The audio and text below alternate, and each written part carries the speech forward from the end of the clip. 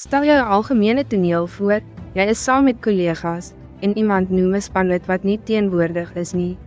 Die gesprek skuif subtiel, subtiele klagtes kruip in, stil kritiek. Jy voel druk, sluit aan by die negativiteit, of bly ongemaklik stil.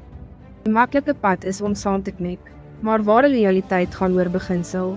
In plaas van direkte verdediging, onthou iets deurslaggewend. Jy onthou 'n projek waar Alex, die afwesige collega, 'n briljante insig gehad het. Dit het die span van 'n groot fout gered. Jy besluit om te praat. Weet jy, sê jy kalm, Alex idee oor die herorganisering van data-visualisering verlede kwartaal. Ons het daardie kliënt nie sonder hom geland het nie. 'n Stilte val, die kritiese opmerkings klink hol. Die vertrek hervalueer. Jy het nie gestry nie, jy het eenvoudig lig gewerp op onmiskenbare waarde. Die negativiteit het verdwyn. Dit was nie 'n verdediging nie, dit was 'n verheffing. Die slim wending, jy het nie negativiteit beveg nie. Jy het dit omseil deur positiewe impak te vertoon. Dit het diep realiteit en karakter gedemonstreer, nie deur konflik nie, maar deur bevestiging.